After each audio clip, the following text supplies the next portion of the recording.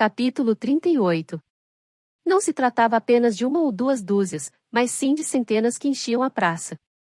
Eu senti os olhos do comissário em mim de algum lugar ao longe, esperando para corromper os meus pensamentos. Comecei sem hesitar, tentando encontrar aquele lugar de confiança que ele não era capaz de controlar. As palavras saíram desajeitadas e envergonhadas, uma prece básica da infância.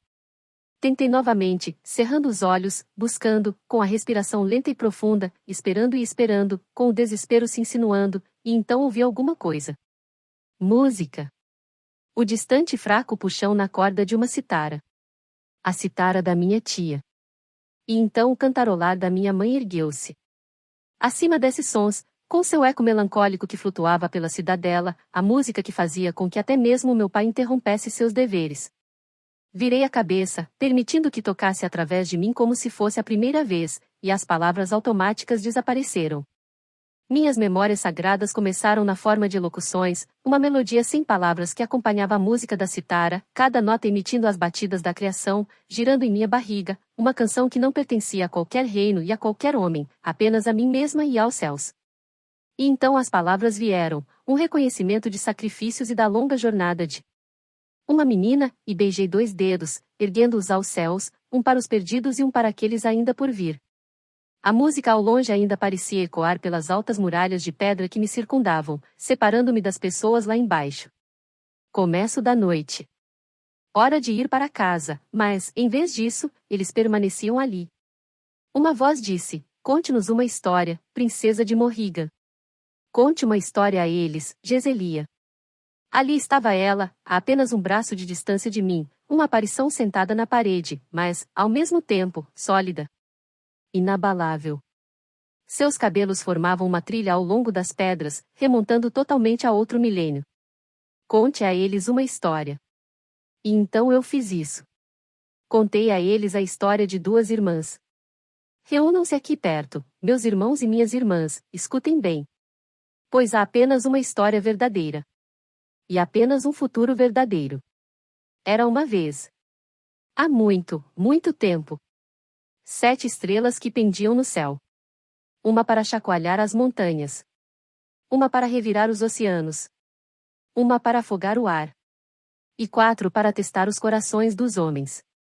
Eu extraía as palavras de Morrigan, Galdrel e Venda. Extraía as palavras de Diara, do vento. E do meu próprio coração. Extraía essas palavras da verdade que estremecia no meu pescoço. 1000 facas de luz. Cresceram até formarem uma nuvem rolante e explosiva. Como um monstro faminto. Uma tempestade que tornava os modos de antigamente sem sentido. Uma faca afiada, uma mira cuidadosa, uma vontade de ferro e um coração que ouve, essas eram as únicas coisas que importavam. Apenas uns pequenos remanescentes da terra haviam sobrado. Mas 2 irmãs encontraram a graça. Contei a história dos mundos que eu tinha visto, de cidades inteiras destruídas, não importando o quão ao longe e amplamente elas se espalhavam, e de cidades ascendendo aos céus. De imensa magia, que não conseguiram aguentar uma tempestade furiosa. Contei a eles sobre templos exaltados que se derreteram para dentro da terra e dos vales que vertiam como lágrimas o sangue de gerações. Porém, em meio a tudo isso, 2 irmãs permaneciam lado a lado, fortes e leais, até que uma besta se ergueu das cinzas e separou-as, à força, uma da outra, pois até mesmo as estrelas lançadas à terra não foram capazes de destruir todas as últimas sombras de escuridão. Onde estavam os deuses nessa história? Perguntou-me alguém. Os deuses. Eu não tinha outra resposta além desta: os deuses também choraram. Quais eram os nomes das irmãs? Perguntou o outro. Embora eu não soubesse ao certo se ele conseguia me ouvir, eu vi a sombra do comissário passar na janela de sua torre. Está ficando escuro, falei. Vão para suas casas, para suas ceias. Contarei mais a vocês amanhã. O quarto estremecia com o vazio. Pus-me a endireitar seu mísero conteúdo, ainda espalhado por causa da desenfreada busca dos guardas por armas escondidas. Eles nem pensaram em onde jogariam as coisas. Eu ansiava pela companhia das pessoas na praça novamente. Havia mais coisas que eu queria dizer, e a solidão do quarto permitia que minhas dúvidas voltassem a insinuar-se. Dobrei novamente as cobertas amarrotadas e apoiei as espadas de treino de volta na parede. Cabeças empatadas, a obra do assassino. O comentário de Raf tinha sido intencional, um aviso para mim. O que Caden havia feito? Eu lembrava que no meu primeiro dia aqui ele tinha um dever urgente relacionado a soldados de que precisava cuidar, e de sua pungente recusa quando pedi para ir junto com ele. Seria para lá que ele teria ido? Executar meninos? A diferença entre crianças e adultos parecia inexistir em venda. Será que ele havia girado uma espada com tão pouco remorso quanto o comissário havia feito nessa tarde? Eu simplesmente não conseguia acreditar em uma coisa dessas. Ambos poderiam ser vendanos, mas eles eram tão diferentes um do outro quanto o fogo da água. Eu me perguntava o que teriam feito os soldados condenados. Roubado comida como o açougueiro? Passar fome é bárbaro, princesa. Eu me sentei na cama. Era por isso que eles não tinham qualquer prisioneiro em venda. Prisioneiros tinham que ser alimentados. Ainda assim, nada parecia faltar para o conselho. Eu havia me levantado para despejar água em minha tina de banho e me lavar quando ouvi passadas no corredor. Um único som oco abalou a porta, e depois veio o ruído da fechadura. Era o Hicks.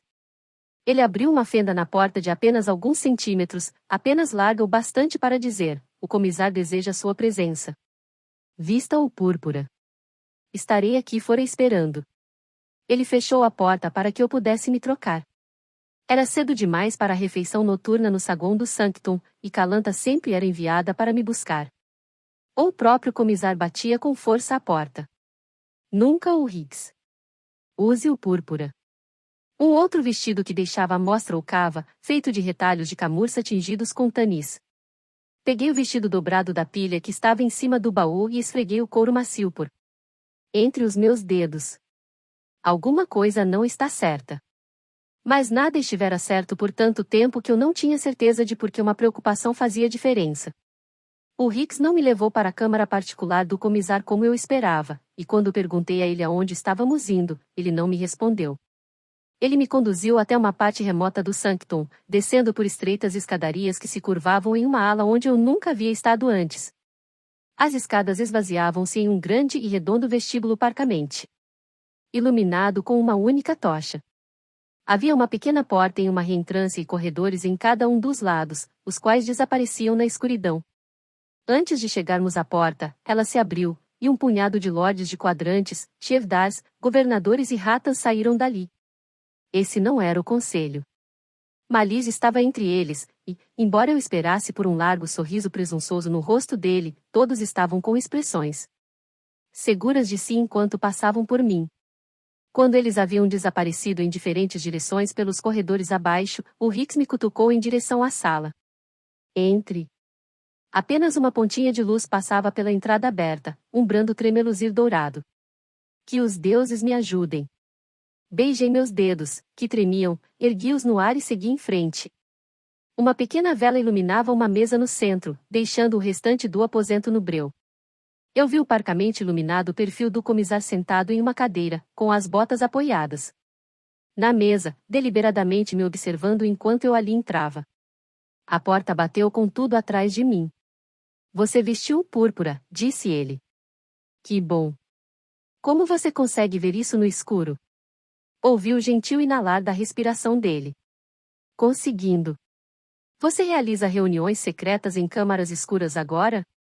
Planos mais grandiosos pedem uma privacidade maior. Mas não com todo o conselho. Eu sou o comissário. Eu me encontro com quem eu escolher e onde eu quiser. Estou vendo. Chegue mais perto. Avancei até que estava parada perto dele, que casualmente esticou a mão e tocou em um dos retalhos soltos que desciam em cascata do meu vestido. Eu tenho algumas boas notícias para você, princesa. Algo que lhe dará mais liberdades aqui em venda. Seu status está mudando. Você não será mais uma prisioneira. Ele abriu um sorriso. A luz da vela dançava ao longo da maçã de seu rosto, e seus cílios lançavam uma sombra pungente em volta dos olhos. De repente, meu vestido parecia apertado demais e o aposento, nauseantemente abafado. E como foi que eu vim me deparar com essa boa notícia? Perguntei. Parece que os anciões dos clãs gostariam de ter alguma prova de suas intenções. Mais uma. boa vontade de sua parte. Isso pode ser difícil de acontecer. Não é tão difícil assim. E servirá ao fervor. E então ele explicou. Suas primeiras palavras deixarão-me paralisada, as seguintes, entorpecida. Palavra por palavra. Fiquei observando sua boca se mexer, admirando a precisão cautelosa de cada sílaba, viajei com o olhar pela linha de seus lábios, seus pelos faciais tão bem aparados por seu maxilar, a curva de seus cachos escuros em contraste com o branco de sua camisa, sua pele, límpida e cálida. Segui a linha de uma pequena veia em seu pescoço, ouvi o cuidadoso ritmo de sua voz, magnética, poderosa. Observei a luz trêmula brincando em sua testa. Tanta coisa para afastar minha mente daquilo, enquanto ele o expunha, detalhadamente, mas não era o bastante para bloqueá-lo por completo. Palavra por palavra. Era a última coisa que eu esperava que saísse da língua dele. Uma virada que eu não tinha previsto. Uma virada de mestre. Genial. Devastadora. Você e eu nos casaremos. Ele olhou para mim, com seus olhos famintos, não com desejo, mas sim com alguma coisa que era muito mais fria, medindo todos os meus tremores e todas as minhas respirações.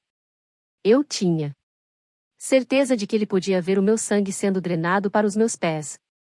Meus conselheiros viram como os clãs afeiçoaram-se a você. Você os encantou. Um talento e tanto, visto que os clãs são firmemente fechados e podem ser hostis com recém-chegados. Meus conselheiros acreditam que um casamento haverá de ser útil durante os tempos mais difíceis que teremos pela frente. Isso provará seu comprometimento aos olhos dos clãs. E há uma inegável doçura para o restante de nós se o inimigo vier a descobrir que sua primeira filha real não apenas fugiu deles como foi parar direto nos braços de seu adversário. Um casamento feito por ela mesma, por assim dizer. Ele balançou a cabeça. Nós rimos um bocado com a discórdia que isso vai semear. E você, naturalmente, haverá de certificar-se de que eles fiquem sabendo disso. A notícia já está a caminho. Esse foi o detalhe do qual os Shevdars mais gostaram. É uma vitória para todos nós. Isso também acabará com quaisquer possibilidades que você possa ter levantado de algum dia voltar para casa. Se seu povo a desprezava por traição antes, agora você será a criminosa mais procurada em seu reino. E quanto a Dalbrek, quando eles ficarem sabendo disso? E daí? O príncipe já expressou sua opinião em relação ao casamento frustrado. Ele tem que lidar conosco agora. Ele não vai se importar se eu a decapitar ou casar com você. E se eu não cooperar? Isso seria lamentável. Parece que meu assassino desenvolveu uma afeição por você. Pelo bem maior de venda, ele teria que ignorar o novo arranjo, mas, a menos que ele perceba isso como sendo decisão sua, eu receio que ele poderia tornar-se um problema. Eu odiaria perdê-lo. Você mataria Kaden? Uma medida de paixão, por fim, disse ele, com um largo sorriso no rosto, e então seus olhos ficaram mortos. Sim. Como ele faria comigo se eu fizesse algo tão idiota a ponto de impedir o bem maior? São os nossos modos. Você quer dizer que esse é o seu modo? Ele soltou um suspiro. Se isso não é o bastante para convencê-la, acho que já tive o vislumbre de algum resto de afeição pelo emissário nos seus olhos. Eu odiaria quebrar minha promessa de dar a ele um mês para que seu príncipe nos envie um mensageiro. Seria um infortúnio se ele começasse a perder dedos prematuramente. Estou achando útil e tenho que admitir uma certa admiração pela ambição despudorada dele, mas ele também seria sacrificável, pelo menos partes dele seriam, a menos que seu desempenho alcance proporções estelares. É muito mais eficiente impedir que problemas aconteçam do que ter que limpá-los. Ele levantou-se e suas mãos subiram deslizando pelos meus braços. Convença-os. Convença a mim. Abri a boca para me pronunciar, mas o dedo dele pulou para os meus lábios para silenciar-me. SHHHH, os olhos dele ficaram crepusculares. Ele me puxou para perto de si, seus lábios ardendo em chamas junto aos meus, embora ele mal os tivesse tocado, enquanto sussurrava, pense, princesa. Escolha suas próximas palavras com muito cuidado. Você sabe que sou fiel à minha palavra. Pense em como deseja proceder deste momento em diante. Minha mente ardia em chamas com a escolha. Ele havia jogado a carta vencedora no meu primeiro dia aqui. Sempre há mais a ser tomado, não é, cher comisar? Sempre, meu bichinho de estimação. Cerrei os olhos. Às vezes, todos nós somos empurrados para que façamos coisas que achávamos que nunca seríamos capazes de fazer. Não eram apenas presentes que vinham com grande sacrifício. Às vezes, o mesmo acontecia com o amor. Convença-o, relaxei junto ao seu toque e não desviei quando sua boca encontrou a minha.